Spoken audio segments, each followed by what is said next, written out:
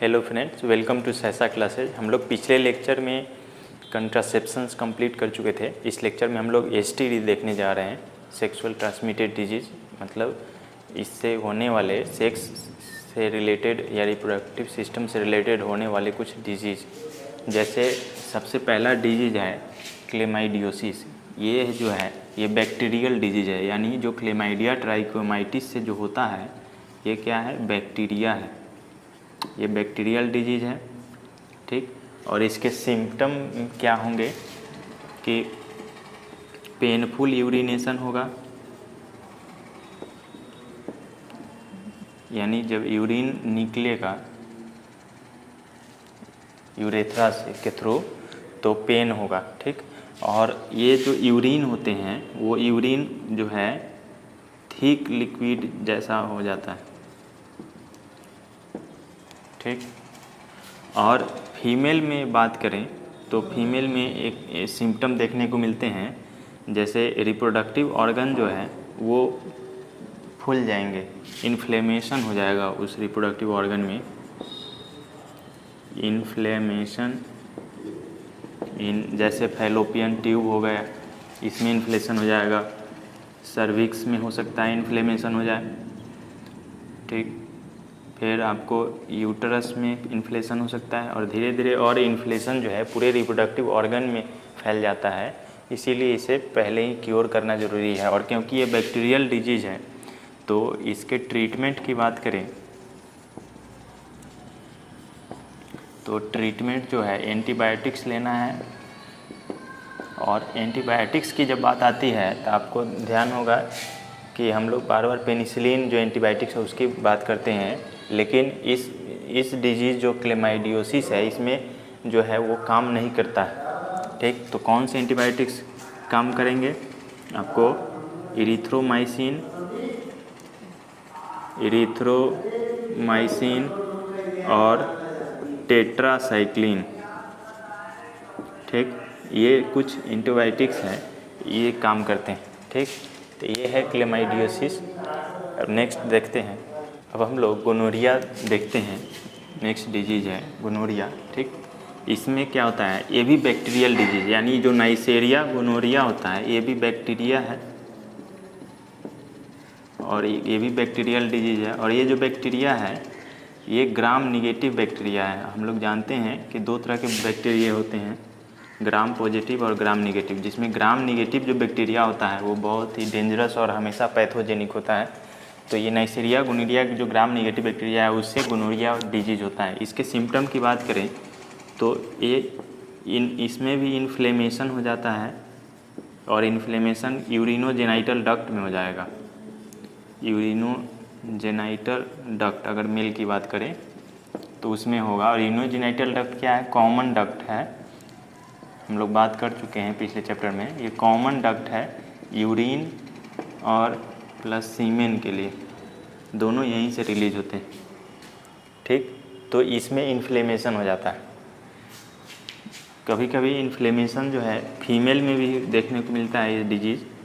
तो फीमेल में बोला जाता है गोनोसील ऑप्थेल्मिया,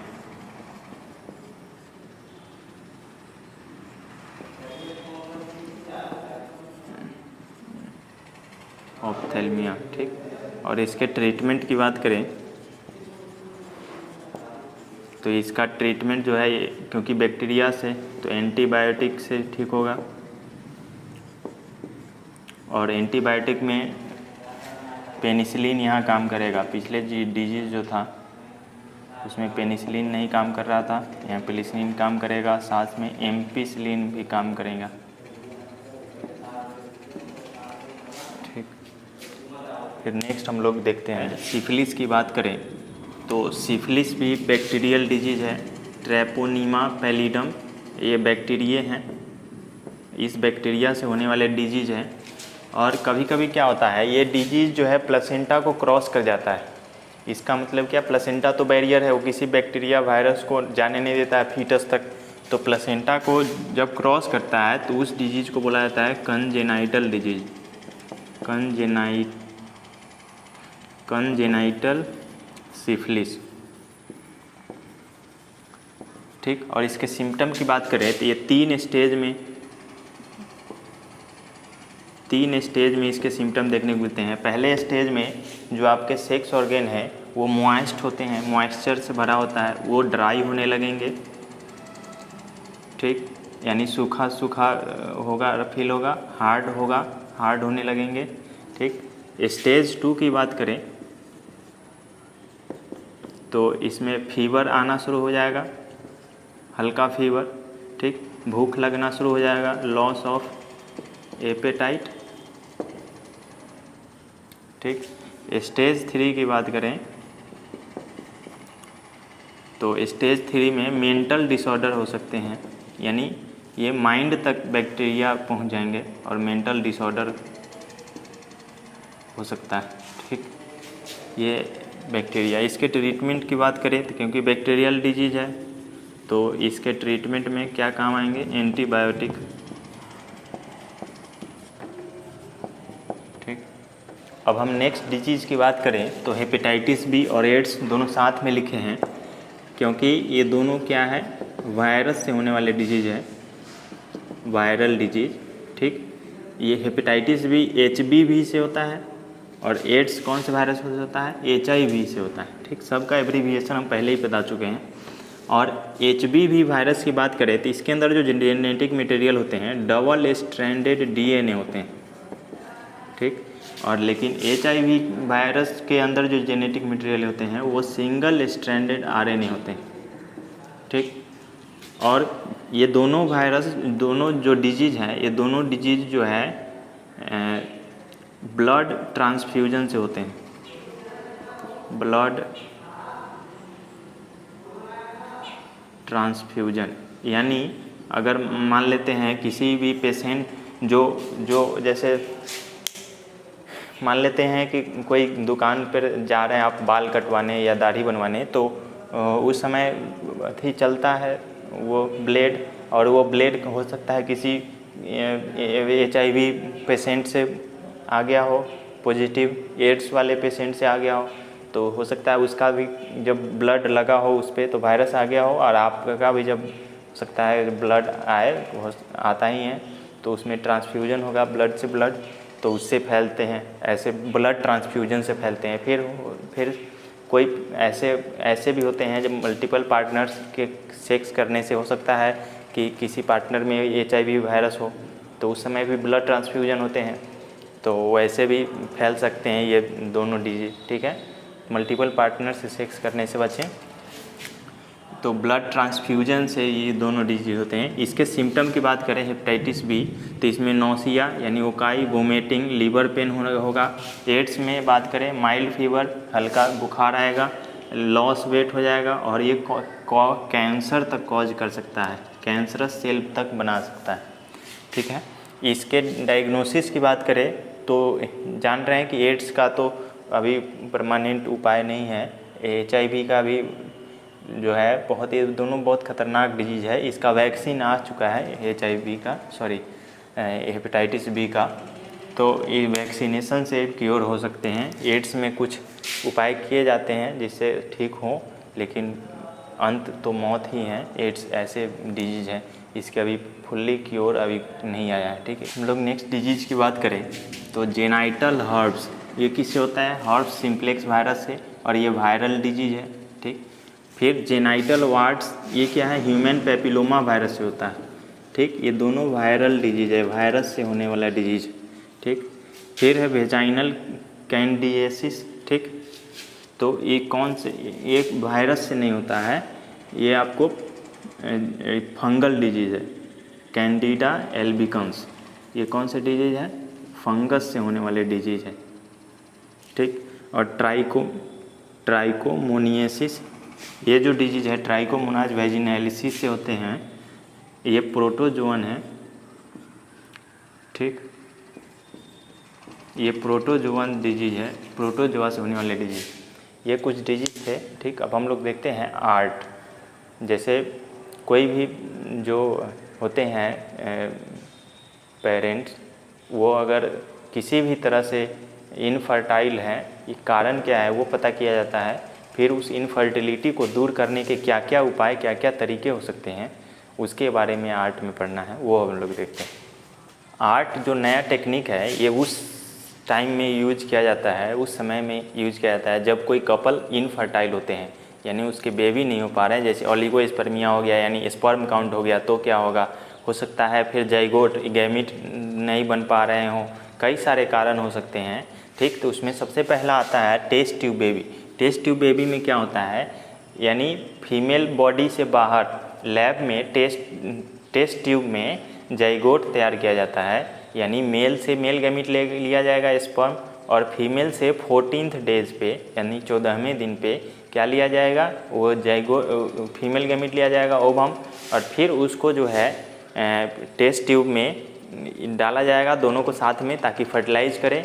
और फर्टिलाइजेशन करने के बाद, और टेस्ट ट्यूब में एक ये बेनिफिट है उस कपल के लिए कि अगर वो टेस्ट ट्यूब बेबी चाहते हैं तो उसमें मेल चाहेंगे तो मेल होगा, क्योंकि एक्स क्रोमोसोम वाला स्पर्म डाला जाएगा और वाई क्रोमोसोम वाला वो स्पर्म डाला जाएगा, यानी फीमेल चाहेंगे तो फीमेल, मेल चाहेंगे तो मेल इसमें हो सकता है।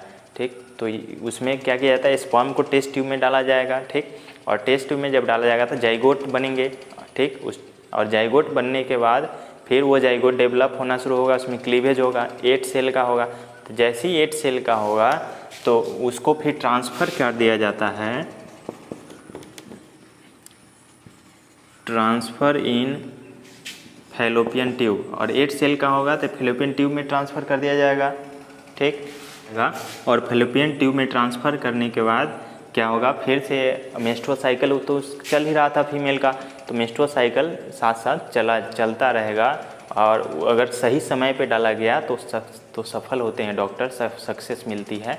ठीक, तो ये इस तरह होता है। कभी कभी असफलता भी मिलती है क्योंकि समय पर वो सही जगह पर नहीं डाला जाता है, क्योंकि हो सकता है कि जो टेस्ट ट्यूब बेबी में जो ट्यूब में जो जाइगोट बना है, ठीक, वो जाइगोट हो सकता है 8 सेल से बड़ा हो गया होगा, 16 सेल से बड़ा 32 सेल बन गया हो, तब डाला जा रहा हो, तब संभव नहीं है, तब फिर दिक्कत हो जाएगी। तब इसी में जिफ्ट आता है, यानी जाइगोट इंट्रा फैलोपियन ट्रांसफ़र। ये जब 8 सेल का होता है तो इसको फैलोपियन ट्यूब में ट्रांसफ़र कर दिया जाता है। लेकिन हो सकता है जब 8 सेल से बढ़ के 16 से 32 सेल हो गया हो तो उसको क्या किया जाता है, यूट्रस में डाल दिया जाता है, इंट्रा यूट्राइन ट्रांसफ़र, उसको IUT बुलाया जाता है। ठीक, इसको किस में ट्रांसफ़र किया जाएगा, यूट्रस में ट्रांसफ़र किया जाएगा, तो उस टेक्निक को बोलेंगे IUT, इंट्रा यूट्राइन ट्रांसफ़र। और जब फैलोपियन ट्यूब में ट्रांसफ़र होगा, जब 8 सेल का ही रहेगा, तो उसको बोलेंगे gift, zygote intra fallopian transfer. ठीक, इसी में IVF एक होता है, एक IVF यानी इन विट्रो फर्टिलाइजेशन। IVF का क्या मतलब है, इन विट्रो फर्टिलाइजेशन। इसका मतलब क्या है, विट्रो का मतलब होता है outside the female body into the lab, lab में जो तैयार किया गया जाइगोट बेबी उसको बोला गया। विट्रो का मतलब भी होता है लैब, आउटसाइड द बॉडी। ठीक, तो लैब में जो तैयार होता है जो जिस टेक्निक से, उसे IVF बुलाता है। IVF के अंदर ही आ रहा है ये टेस्ट ट्यूब बेबी आएगा। टेस्ट ट्यूब बेबी के अंदर अगर 8 सेल ट्रांसफ़र हो रहा है फैलोपियन ट्यूब में तो जिसको जिफ्ट बोलेंगे, 32 सेल ट्रांसफ़र हो रहा है तो IUT बोलेंगे। ठीक, उसी में एक आता है गिफ्ट, यानी GIFT। जी से क्या हो गया, gamete, gamete intra fallopian transfer, यानी फैलोपियन ट्यूब में वो ओवम ना निकाल करके डायरेक्ट स्पर्म को इंजेक्ट किया जाएगा, कहाँ पे, फैलोपियन ट्यूब में, उस मेल गैमीट को, ताकि जब 14वें दिन या 13वें दिन इंजेक्ट किया जाएगा, ताकि जब आए ओवम तो फिर स्पर्म से क्या हो, फर्टिलाइजेशन हो पाए। ठीक, तो इसे गिफ्ट बोला जाता है। फिर है AI, artificial insemination. Artificial insemination में क्या होता है कि आपको स्पर्म को क्या किया जाता है, उस ओवम जो होते हैं, ओवम के कभी कभी क्या होते हैं, लेयर हार्ड हो जाते हैं।